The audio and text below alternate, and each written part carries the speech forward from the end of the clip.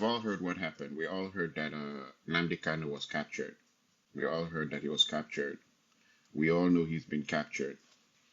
And when I was about to release this video, I've not done a video in months. I've not done a video in a long time because of the kind of politics we have in IPOB. I stayed out of doing videos in IPOB because of politics in there. Um, but one thing is very interesting is that the person who they created, there's someone who they made to be the media guy, the media person for IPOB here in Houston, Texas. The person hasn't done even one publication since they were made the media person. Not even one. Not even one publication. The person hasn't done anything. Why? Is because of the microcosm of a larger issue which I'm about to talk about today. Nnamdi Kanu, the supreme leader of IPOB, has a lot of fake people around him. You see that his capture, the guy was betrayed. What happened to his security? Let's talk like people where get brain, where be intellectuals. What happened to the man's security? What happened to his security? What happened to the guys that are supposed to tip him off if anything like this is supposed to happen to him? What happened to them? Where were they? Where were the security, the guys who were supposed to tip off Nnamdi Kanu and say, tell him, look, oh, the secret service is after you? Or look, oh, all those things he had. He had some kind of a secret service. He had an Eastern security team. He had this, he had that. Where were all of them? That they should capture him like they capture just anybody. There are some people in this world that in trying to capture them, a lot of people will die in the process. There are some people in this world that in trying to capture them, the damage will be so great even to that place, that hotel room or wherever, that place would come down. How could it be that the person who is trying to lead a major ethnic group, in fact, the southern Nigeria to freedom, was just captured like a normal human being, like anyhow person? How could that have happened? And I'm going to tell you now that the only way those kind of things happen is when there's betrayal. Believe you me, that guy has been betrayed in a massive way. The betrayal is massive. And I know that a lot of you will say, oh, this guy don't begin to talk, they run his mouth. No, it's not about running his mouth. You guys think now, you think it's like the victory of the Nigerian Secret Service to just capture the guy. Nigerian Secret Service just capture the guy. No, the guy has been betrayed. Big time. And you know what? A lot of people around Nnamdi Kanu are fake. Even now that has been betrayed, have you seen the silence? Nobody's. How many people have really come forward in an attempt to create a ruckus that could lead to at least the foreign powers and a lot of other groups noticing his capture? People are quiet. People are quiet because a lot of people around him have. In fact, people are so quiet that nobody has even attempted to make a video like I'm making here in North America. I am from Akwa Ibom State, though. When I was making videos on behalf of IPOB and all that stuff, I was the only person making videos in North America. Of the millions of Igbo people here, nobody would come forward to make a video because he doesn't want his face to be seen. The person that is in charge of in charge of media for IPOB, it resides in Houston, Texas. Do you know the person's name? Have you seen any publication by the person? I mean, in charge of media. You know what? To me, if you're in charge of media, you should be the one that should arrange for Nnamdi Kanu to talk to BBC. You should be the one that arranged for him to talk to CNN. You should make so much noise. Media should be the guys that make so much noise that the whole world gets tired of hearing the case. Media should be the ones that will make sure that IPOB is advertised on Times International, is advertised in Newsweek, is advertised in Black Entertainment magazine. Media has a lot of work to do, especially when you're trying to create a country.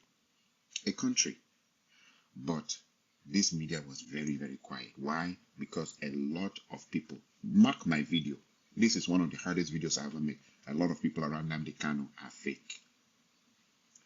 Me, they talked to, they said he's not Igbo. He's not Igbo. They did everything to make sure that guy doesn't work with me. Even at some point, people came and deceived me and said that the Supreme Commander has ordered you to stop making videos. I picked up the phone and called the Supreme Commander's brother and other people around him, and they said that that kind of statement was not made and has never been made before. Someone went and told and said, the Supreme Commander has told you to stop making. Someone in Dallas, Texas, lied to me and said that to me. I didn't know what to say.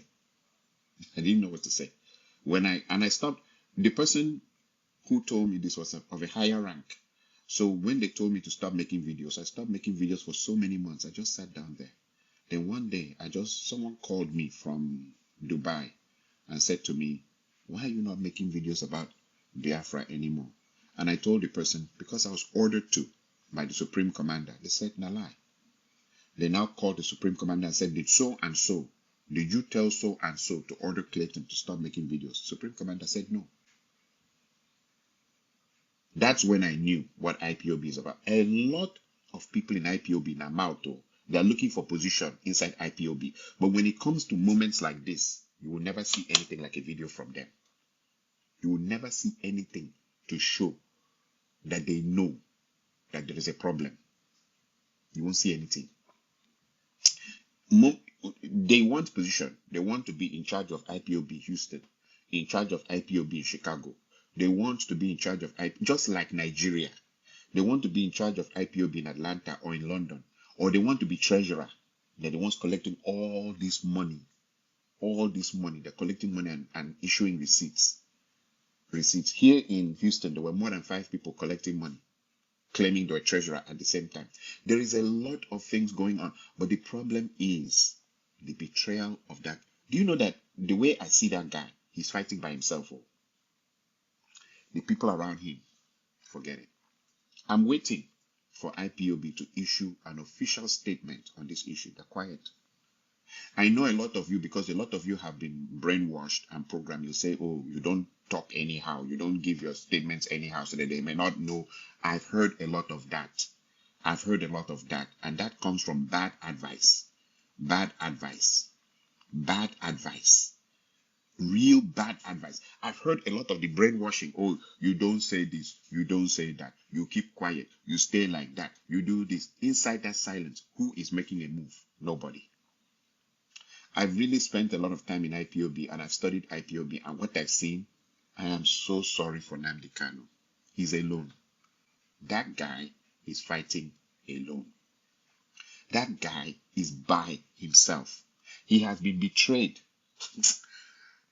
See, for somebody of his level to be picked up that way, it would have been better if he was just a normal civilian and they pick a normal civilian like that. For someone of his level to be picked up in that manner, that guy is by himself. Oh. He has no security, he had nothing. In fact, it was God that was with him. And I pray that the God who helped him to create such a movement will also help him to be released. But when it comes to those who are around him, they're fake. A lot of the people around Nnamdi Kanu are fake. I'm talking as an Akwa Ibom man who penetrated the system and was part of the system and wanted to be in a struggle that I thought was going to save the whole of southern Nigeria. A lot of the people around Nnamdi Kanu, all they're looking for is money or position. A lot of them are fake.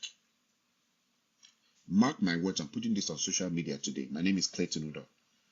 Platinum Noah Chineke. One of the biggest video guys when it came to talking about Biafra. I would talk about Biafra passionately and be the only person in North America, the whole North American continent, nobody would release a video. But they all are in support of Biafra.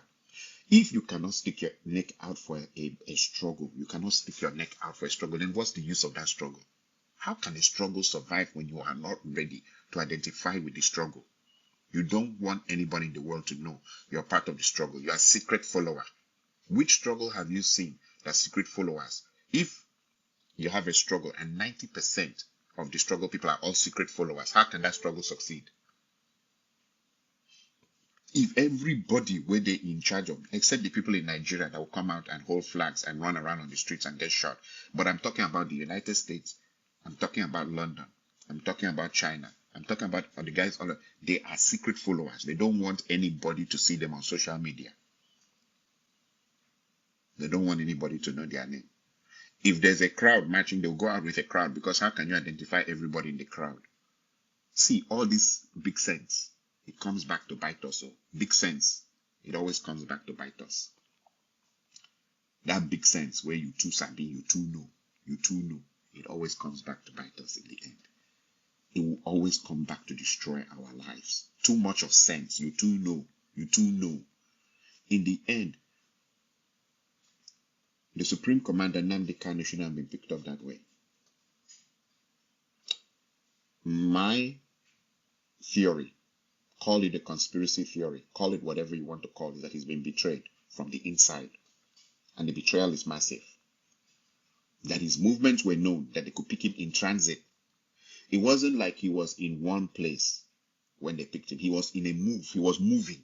He was moving from one place to the other. And somewhere in transit, he was picked up. And people are now saying, you see, weak people do weak, stupid things. We should boycott Kenyan Airlines. What has Kenyan Airlines got to do with it? What has Kenyan Airlines got to do with it? How was it that his inner circle couldn't explain to him in Kenya that he was being tracked? When you see stupid, and they say all the Igbo lawyers of Nigeria are saying they should ban Kenyan Airlines. When you see stupid people do stupid things, what has Kenyan Airlines got to do with it? Airlines is just like we ban bus. Because they've been put person inside bus, carry and go prison. We don't ban that bus. Nobody should enter that bus anymore. Forget that it's an airline or it's an airplane. It's just a mode of transportation. It's just a mode of transportation. And please pass this video around to those Igbo lawyers or whatever they claim they are, saying that we should ban Kenyan Airlines. That's stupid. They're technically stupid. Their stupidity is very great. It's very big. It's very, very huge. Their stupidness is very wide and very, very massive.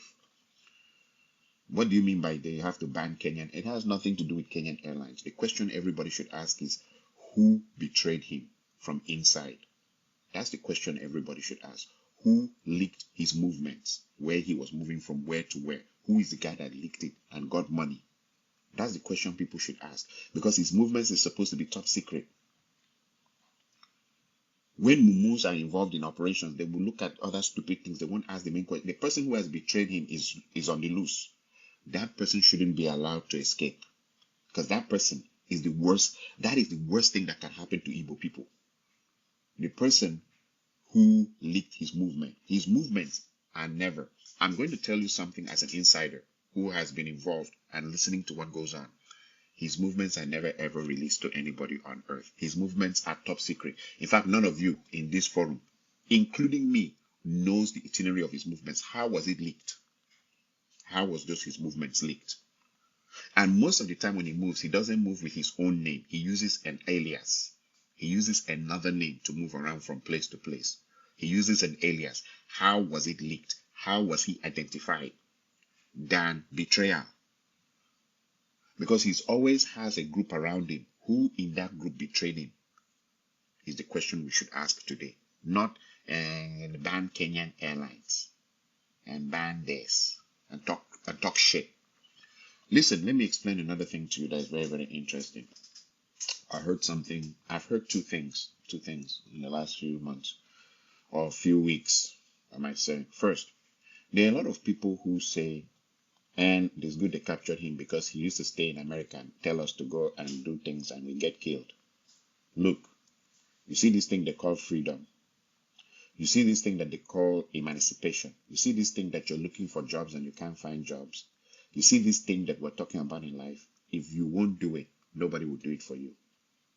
That this man was ready to do it and scatter his family. I mean, what I mean by scatter is military enter his family compound. Military enter Nnamdi Kanu's compound. Military, that guy at one point was someone that if they could find him, they would kill him. They would kill him quick. They were trying everything they could to deal with that guy. They messed up that guy's family compound. People have died around him, dear people that he loved.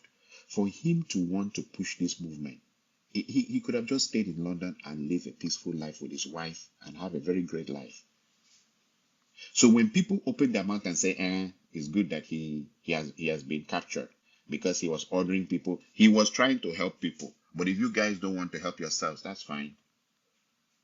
See, I hate stupid talk, stupid, mediocre talk. How can you be saying that someone is trying to help you to escape from a situation? Look, go and look at, the other time I went home, there's no more roads from Aba to just go to a simple place like Auchi. You guys don't have roads. And someone has come forward and he wants to try and help you guys, and you guys are now laughing at the person that's been captured because you don't want trouble. In which the other day I was watching a show. Who in this world has ever succeeded without trouble? How can Nigerians are lazy? Lazy. You want things, but you don't want the trouble that goes behind getting those things. How can you want a situation where you want fine roads in Igbo land? You want infrastructure. You want all these things, but you don't want the trouble that comes with it. And you expect that people will come and give it to you for free. And so therefore people are rejoicing that Nnamdi Kanu has been captured because he brought trouble to us. He was bringing us trouble. Meanwhile, see, you don't understand. This society is not a homogeneous society. Nigeria is not homogeneous in nature. You know what I mean by not being homogeneous? See, America can succeed because everybody is an American. Europe can succeed because everybody is European.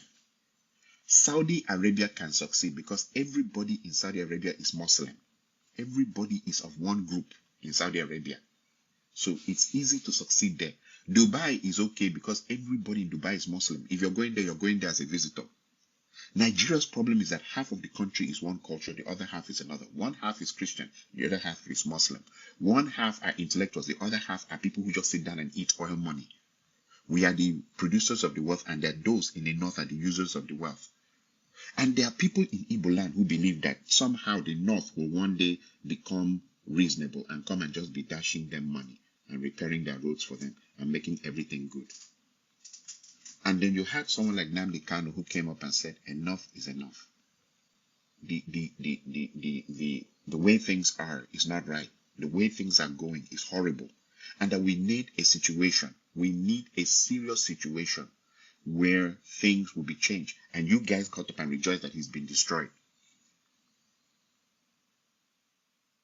You rejoice that he's been captured. And then I heard one girl was saying something, and that is, you hear, there's a way people talk, and you know that this is how a goat would talk if it was allowed the gift of speech. When goats can't talk, but if they were given the gift of speech, this is how a goat would talk. She started saying it's good they captured him. See, because he used to stay in America and tell us to go and fight, and we get killed. If you don't fight, where will your freedom come from anyway? This guy had the option to just stay in London and never worry about Nigeria again, like a lot of Nigerians have done.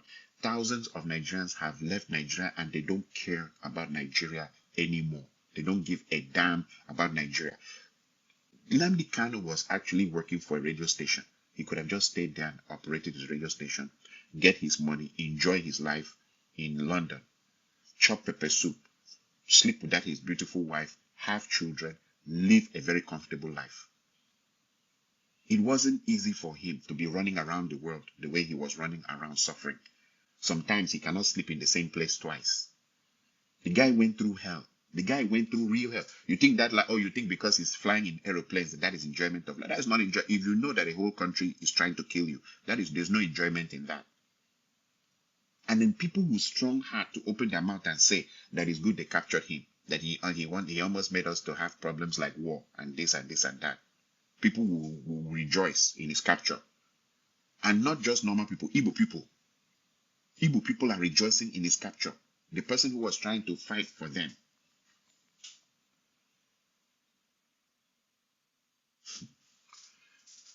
See, in my own submission in this story, which I think is one of the saddest stories on earth, is let Nigerians know one thing. Yes, you guys did a demonstration. In the end, the demonstration, they opened fire and killed most of you guys. After that, if you have human brain, you should know what you're dealing with and you adjust. I'm not giving you any suggestions of what to do, but you should adjust and know what you're dealing with. Can you guys even picture a Nigeria after Buhari, where it's going to? Can you guys picture it? If I called any of you here to come out on this show and tell me the Nigeria after Buhari, what they're trying to install after Buhari, can you guys picture it? Can you guys picture what's going to happen in Nigeria after Buhari? If we, for example, right now, 3% of the oil allocation is being put in special bank accounts by Buhari, where is that money going to? Meanwhile, what do they call it? What's the name of that place? The Nigerian oil company is an NPC or whatever you call it, NNPC or whatever. NNPC is broke. The Fulanis have ransacked it. They will empty the account, empty everything. Then someone is collecting 3% of the oil allocation from the south and putting it in special bank accounts. Can you explain to me the Nigeria that you guys will have after this, since you are rejoicing over Nnamdi Kanu being captured? You guys, I don't know. When I left Nigeria, and I'm not saying I'm better than anybody. I'm not saying I'm better than anybody. I'm not saying that I'm a great guy. But when I left Nigeria, when I went back to Nigeria, I now understood Nigeria's problem. When I left Nigeria and got exposed, I went back to Nigeria. I understood Nigeria's problem. The way Nigerians think is their downfall. The way Nigerians think is horror. Is horror. How can you want a better country if you're not ready to struggle for it? Everybody has the same mentality. They want to go into politics and chop money. And if it is not as easy as that, then it is wahala. Even the women, you see how the women think. A man should come and pay all their bills and take care of them without them working. Nigerians don't want to work for anything. You don't want to work for even your own personal freedom. The other time I was listening to one woman, the way she was talking, I told her, you said you shouldn't have been born now. If you were born here for another man to take care of you, there was no need for you to be born. That man was born naked. You as a woman, you were also born naked. Why is your case like this? You have 2 hands and 2 feet. You cannot even figure out your life until a man comes and pays all your bills. You can't figure out your life. See, it is a tragedy that Nnamdi Kanu has been captured. And I want you to know, and I want those who are watching this video to know, that he's been betrayed. The betrayal is massive. And IPOB needs to suspend its operations and find out who betrayed him inside there. Please pass this to every IPOB member. The betrayal, I'm talking from an advanced brain thinking. The betrayal of Nnamdi Kanu is massive. Is a massive betrayal. And IPOB needs to stop its operations and find out who did the betrayal, because his movements are not public knowledge. His name, he doesn't go around signing into hotels and everything with the name Nnamdi Kanu. He doesn't do that. He doesn't go around saying at a hotel, my name is Nnamdi Kanu, and signs in. He doesn't go around to the airports and shows a passport, Nnamdi Kanu, here is he doesn't do that. So how did they get him in transit? He was betrayed. And the betrayal is very, very massive. This is more than, you guys make nice about a Chemafor, whatever is the name of that guy. This is more than that. This is the most deadly betrayal I've ever seen in my life. And IPOB needs to examine itself. If this is what's going to happen in IPOB, like maybe if I make this video, the next thing I know is Fulani boys controlling Interpol will step into my house and carry me, then there is a problem.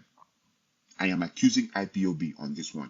If it's going to be that anybody involved in the struggle, suddenly Fulani boys will suddenly get the lowdown of the person using Interpol to go and pick the person, then there's a problem. How are the Fulani boys that are controlling Interpol, how do they have access to this knowledge?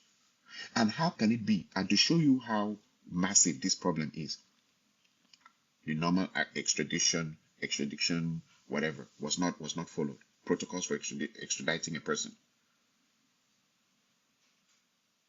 The protocols for extraditing a person, they don't follow them all. They just pick this guy. Like said, they pick criminal. Even criminal, there are protocols for extraditing a person. Who is the judge that signed that extraditing treaty on him? How did they extradite him like that? I am telling you, the betrayal from IPOB is very massive. Me, I fear IPOB now. I don't get respect for them anymore. The betrayal is massive because that guy doesn't always travel alone.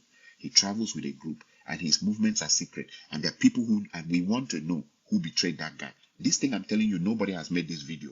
And nobody's thinking on this level right now as I'm talking to you. Nobody's asking these questions. And I say that we have passed this video around. Let them ask this question. Who betrayed that guy? Who betrayed that guy? The betrayal is massive. It's on a massive level. Look, let me tell you one thing about how law enforcement works. The way law enforcement works is they must always law enforcement always fails if it is siloed. What do I mean by it being siloed is if it's an outside, if they're from the outside trying very hard to penetrate the system. Those of you who watch movies a lot and those of you who studied law enforcement know that they must push an insider in. The insider is what you call a mole or a deep cover agent, deep cover. So you have what is called a mole or a deep cover agent. That person inside will pretend like he's part of the system and will be reporting to the outside. That's the only way they capture people that way. You cannot just capture people by technology. Or you can't. You can't always capture people only by technology. You must have a mole inside. People call them CIs, confidential informants. And the informant's name is always secret. The FBI, the CIA, every secret service in the world uses spies. There has to be a spy, an insider. And the insider cannot be a northerner. It has to be an Igbo person. It has to be a person of that origin, of that system. So the insider who is involved in betraying a system can never ever be, if you're trying to betray the United States, you can never just take someone who is not American, very, very American, into the system. If you want to betray Ethiopians, you have to take someone who can speak Ethiopian, who can act like an Ethiopian, and who dresses like an Ethiopian into the system that will feed you guys back information. So there's a mole involved. That is what I'm trying to make you to understand, which I know some of you are not even thinking on that level. There is a mole. Who's the mole? Who's the deep cover agent? That Igbo man is the person that has done that thing.